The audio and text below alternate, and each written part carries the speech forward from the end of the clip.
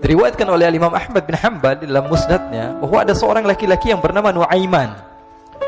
Ini Nuaiman, di kehidupan Rasul sallallahu alaihi wasallam ada orang yang seperti itu gitu. Orang yang sering minum minuman keras. Rasul sallallahu alaihi wasallam marah, murka.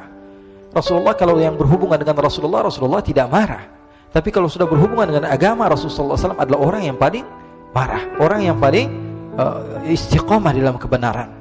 Maka Rasulullah panggil Nuaiman, apa yang kau lakukan? Dia katakan, aku minum minuman keras ya Rasulullah. Rasulullah cambuk dia. Kemudian dia bertobat kepada Allah. Kemudian ketahuan lagi minum. Kemudian dicambuk lagi oleh Rasulullah SAW, sehingga sebagian sahabat memukul dia dengan pukulan yang banyak.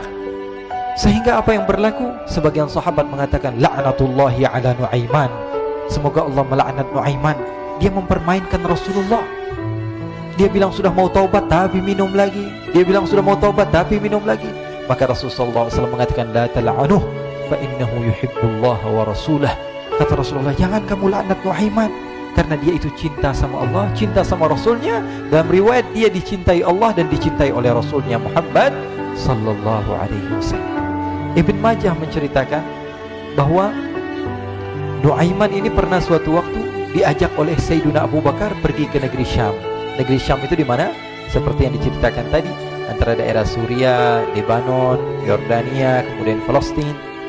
Daerah seperti itu. Umumnya orang Quraisy pada masa itu mereka memiliki rihlah berdagang, membeli dagangan ke Syam, kemudian dijual lagi di kota Makkah. Ketika itu Rasulullah SAW didatangi Abu Bakar. Sayyidina Abu Bakar mengatakan kepada Rasulullah, ya Rasulullah, saya mau izin ya Rasulullah. Mau apa? Saya mau ajak dua sahabat kamu ini ikut berdagang ya Rasulullah. Siapa? Kata Rasul? Nuaiman. Kata Rasulullah SAW, Nuaiman kamu mau ajak? Mau ngapain? Biar seru-seruan aja ya Rasulullah. Kata Rasulullah, ya sudah, saya izinkan kamu bawa Nuaiman. Ketika itu Sayyidina Abu Bakar membawa Nuaiman sama satu sahabat namanya Suwaibid ibn Harmalah. Siapa namanya? Suwaibid ibn Harmalah. Ini sahabat Rasulullah SAW yang memiliki sifat yang berbeda-beda. Kalau Nuaiman ini aneh. Pernah Rasulullah SAW dibawain makanan banyak, dikasih Rasulullah, dikasih sahabat semua. Semuanya sudah makan, tiba-tiba si Nuaiman ini, sahabat Nabi Nuaiman mengatakan kepada Rasulullah, ya Rasulullah, ini yang penjualnya, tolong engkau yang bayar ya Rasulullah. Makanan udah habis. Makanan udah habis. Rasulullah SAW bingung, saya yang bayar. Akhirnya Rasulullah katakan kepada sahabat, ayo keluarkan uang, kita patungan, kita bayar. Rasulullah aja dimainin, apalagi kita orang. Sallu ala Nabi Muhammad. Nuaiman diajak Sayyidina Abu Bakar. Kata Rasulullah SAW, benar kamu mau ajak Nuaiman? Iya ya Rasulullah. Diajaklah akhirnya. Diceritakan dalam riwayat Ibn Majah, diceritakan juga dalam Siyar A'lam An-Nubala, diceritakan juga dalam musnadnya Imam Ahmad bin Hanbal, dalam riwayat Imam Ahmad bin Hanbal. Maka diceritakan Nuaiman diajak oleh Sayyidina Abu Bakar. Sesampainya di negeri Syam, semua dibagi tugas. Fulan bin Fulan kerjaannya ini, Fulan bin Fulan kerjaannya ini, semua memiliki kerjaan. Nuaiman tanya, wahai Abu Bakar, kerjaannya saya apa wahai Abu Bakar? Kata Sayyidina Abu Bakar, kamu mau ngapain terserah kamu wahai Nuaiman. Yang penting kamu ikut saya kan.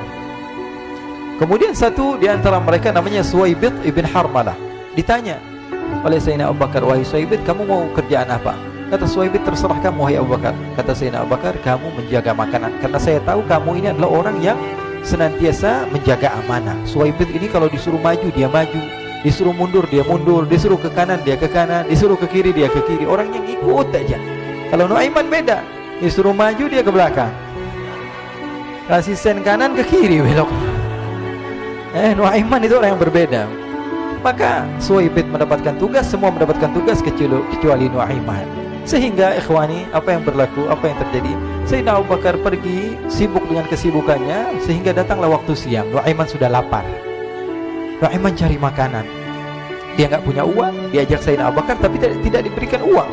Sehingga dia cari-cari makanan. Dia tahu Suwaibid yang jaga makanan, dikatakan, wahai Suwaibid, saya mau makan, berikan kepada saya satu roti saja. Yang terpenting apa? Saya makan sekarang, saya sudah lapar. Kata Suwaibid, ya Allah Nuaiman, kita tunggu Abu Bakar saja sehingga dia datang, karena ini amanat. Amanat dari Abu Bakar, saya tidak boleh berikan kepada siapapun kecuali atas izin Abu Bakar. Kata Nuaiman, kasih saya makanan, kalau tidak saya bikin masalah sama kamu. Merah wajahnya Suwaibid, karena dia tahu, jangankan saya, Rasulullah jadi mainin. Bingung, apa yang harus saya lakukan? Akhirnya Nuaiman bilang, gampangannya aja, kata Nuaiman, kamu kasih saya makanan, atau kalau tidak saya bikin masalah sama kamu. Bingung Suhaib pikir panjang. Setelah itu dia katakan, ya sudah Nuaiman, saya tetap mau jaga amanah Abu Bakar, karena saya takut ini adalah perintahnya Allah, perintahnya Rasulullah SAW, dan perintah daripada Abu Bakar, sahabatnya Nabi. Kata Nuaiman, kalau memang begitu kamu maunya, ya sudah, berarti kamu ngajakin berantem sama saya. Nuaiman pergi ke pasar. Dia cari-cari tempat penjualan hamba sahaya. Dia lihat-lihat beberapa hamba sahaya. Ini berapa harganya? Ini katanya 10 qalanes.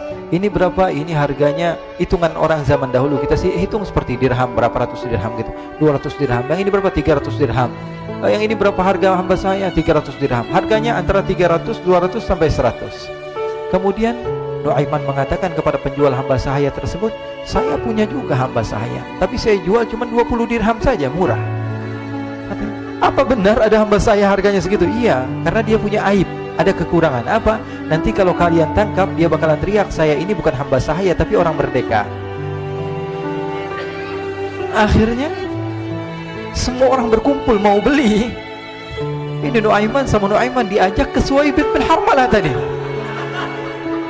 Kata Nuaiman, itu ada orang yang berdiri sedang menjaga makanan, itu hamba sahaya saya, tangkap saja. Oh baik. Diberikan uang 20 dirham, dimasukkan oleh Nuaiman ke kantongnya. Kemudian Suhaib ditangkap.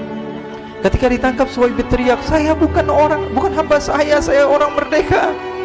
Maka orang-orang tersebut mengatakan, saya sudah tahu kekurangan kamu. Ini memang kekurangan kamu, memang kamu, tapi saya tidak perlu dengan bacot kamu, yang penting kerjanya kamu gitu. Ya kan hamba saya untuk apa? Untuk kerja. Mau dia ngomong apa, mau ngomel, terserah, yang penting dia mau kerja.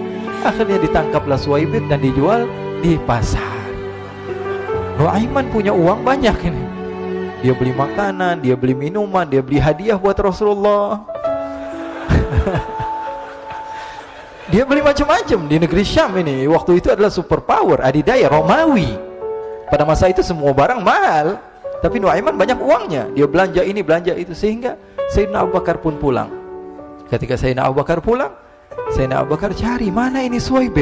Kita semua sudah lapar. Kata Nuaiman dengan mudahnya dia mengatakan, sudah saya jual wahai Abu Bakar. Maka Sayyidina Abu Bakar bertanya, apa yang kau lakukan wahai Nuaiman? Diceritakan oleh Nuaiman dengan jujur. Nuaiman ini orangnya apa adanya, tapi nyusahin. Saya jual. Akhirnya dibawa oleh Nuaiman, Sayyidina Abu Bakar pergi kemana? Ke pasar. Lalu dibeli lagi oleh Sayyidina Abu Bakar As-Siddiq, Suhaib yang tadinya orang merdeka menjadi hamba sahaya sebentar, kemudian dibeli lagi oleh Sayyidina Abu Bakar. Pulang ke Madinah, kisah ini diceritakan di hadapan Rasulullah SAW. Maka perawi mengatakan, fadhahikan nabiyyu hatta badat nawajiduhu. Ketika diceritakan kisah Nuaiman tersebut dengan Suhaib, Rasulullah tertawa sejadi-jadinya sehingga gigi geraham Rasulullah SAW nampak di wajah mata para sahabat. Sehingga perawi lain mengatakan, 1 tahun berlalu Rasulullah, setiap ada tamu yang datang pada Rasulullah akan ceritakan kisah Nuaiman menjual Suhaib tersebut. Jadi ada ikhwani, jangan kalian kira Rasulullah SAW itu hidup di satu masa sahabat-sahabatnya itu seperti ustadz-ustadz yang khusyuk, yang kayak Habib bin Anis ini banyak. Bahkan ikhwani, mungkin di akhir karena masanya sudah habis, pernah suatu waktu Rasulullah SAW didatangi asyraf, delegasi dari beberapa negara yang ingin mengenal apa itu agama Islam. Sehingga mereka datang ke rumah Rasulullah SAW membawa unta, kendaraan yang ketika itu kendaraan yang paling mahal mereka miliki. Itu untanya yang paling mewah. Diikat di depan rumah Rasulullah SAW. Tamunya pun masuk, duduk bersama Rasulullah SAW. Di depan rumah Rasulullah SAW ada beberapa sahabat. Ada Sayyiduna Hamzah. Kalian tahu Sayyidina Hamzah adalah orang yang pemberani. Ada Sayyiduna Umar. Kalian tahu Sayyidina Umar adalah orang yang pemberani. Ada Sayyiduna Ali bin Abi Thalib. Ada Sayyiduna Sa'ad bin Abi Waqqas. 4 sahabat ini lagi nongkrong gitu depan rumahnya Rasulullah SAW, berjaga sebelum Allah Subhanahu wa ta'ala turunkan ayat wallahu ya'simuka minan nas. Ketika mereka sedang asyik duduk, tiba-tiba Nuaiman datang. Ini Nuaiman kalau datang pasti bikin sesuatu yang aneh. Bahkan dikatakan tidaklah Rasulullah SAW dalam keadaan bersedih, kecuali Nuaiman datang Rasulullah akan tersenyum. Jadi sebagian sahabat itu senang kalau sudah Nuaiman datang, pasti Rasulullah bahagia. Tapi ketika itu Nuaiman datang, ingin duduk bareng-bareng Sayyidina Hamzah. Sayyidina Hamzah katakan kepada Nuaiman, bercanda begitu, Nuaiman, kamu lihat unta orang datang dari luar Arab ini. Lihat, kata Nuaiman, ini besar banget, ini badannya besar gitu, dagingnya pasti banyak. Iya, ini kalau kita sate enak nih ntar malam, kata Nuaiman. Kata Sayyidina Hamzah, apakah kamu berani? Kata Nuaiman, saya berani aja asal kalian gak bilang sama Rasulullah. Kata Sayyidina Hamzah, benar wahai Nuaiman, benar kan? Akhirnya Sayyidina Hamzah lupa masalah itu, cuma bercanda-bercanda saja. Sayyidina Hamzah lagi asik sama Sayyidina Umar, Sayyidina Ali. Tiba-tiba apa? Ternyata ketika dia melihat unta tersebut sudah pisah antara kepala sama badannya. Nuaiman mengatakan, wahai Hamzah, ini unta saya sudah potong, saya mau pergi sebentar. Kalau Rasulullah cari saya, tolong jangan beritahu di mana saya. Nanti kalau keadaan sudah aman, mari kita nyate bareng-bareng. Ini ada yang seperti itu di zaman Rasulullah SAW. Maka dia pun berlari dan berlari mencari satu tempat supaya Rasulullah SAW dia selamat daripada Rasulullah SAW.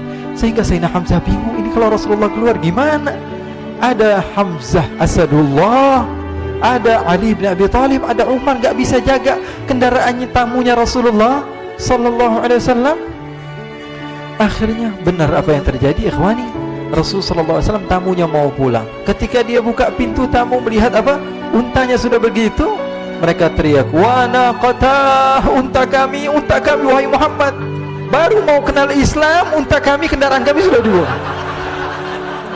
Rasulullah SAW lihat Sayyidina Hamzah, lihat Sayyidina Ali.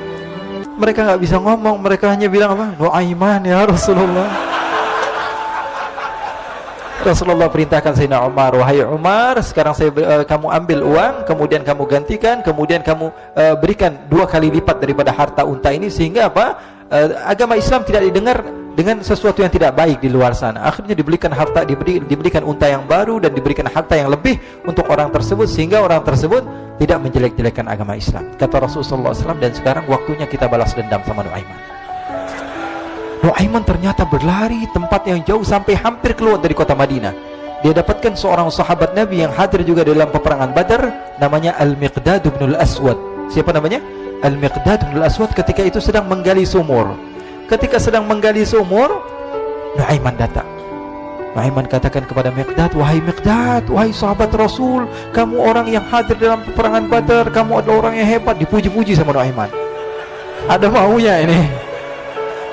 Akhirnya dia bilang, wahai Miqdad, tolong saya. Kenapa wahai Nuaiman? Kamu ini kekasihnya Rasulullah, orang yang disayang sama Rasulullah. Kenapa? Saya ini sedang dikejar-kejar orang jahat. Tolong selamatkan saya. Saya pengen masuk ke dalam sumur, boleh atau tidak? Kata Miqdad, siapa yang mengejar kamu? Pokoknya saya dikejar sama orang-orang. Kamu mau atau tidak selamatkan saya? Ya sudah, selagi kamu itu adalah sahabat Nabi, silahkan kamu masuk. Masuk akhirnya Nuaiman ke dalam sumur tersebut. Lalu Nuaiman mengatakan, wahai Miqdad, dia keluar lagi. Nanti kalau ada yang cari saya, tolong jangan beritahu saya di dalam sumur ya. Kata Miqdad, baiklah. Kata Nuaiman, siapapun yang bertanya tentang saya, kamu tidak akan kasih tahu? Iya, kata. Walaupun Rasulullah yang tanya saya? Katanya, enggak mungkin Rasulullah datang ke tempat sejauh ini. Iya, walaupun Rasulullah. Akhirnya masuk Nuaiman. Setelah beberapa menit, Rasulullah dan rombongan benar datang. Miqdad bingung ini. Ini kenapa Rasulullah datang ke RW kami ini? Ada apa ini Rasulullah sampai sejauh ini? Ditanya, ya Rasulullah, ada apa ya Rasulullah? Kata Rasulullah, saya cari Nuaiman. Di mana Nuaiman? Innalillah, kata Miqdad. Nggak dijawab ini Rasulullah. Kalau dijawab saya ingkar janji.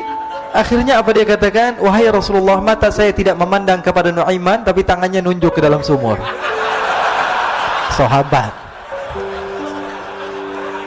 Apa dia bilang? Mata saya tidak melihat kepada Nuaiman, tapi tangannya nunjuk ke sumur. Akhirnya dibuka sama Rasulullah, Nuaiman muncul. Kata Rasulullah, Nuaiman, kamu bikin malu saya, wahai Nuaiman. Ya Rasulullah, yang bersalah bukan saya, tapi orang yang mencari saya bersama kamu, ya Rasulullah.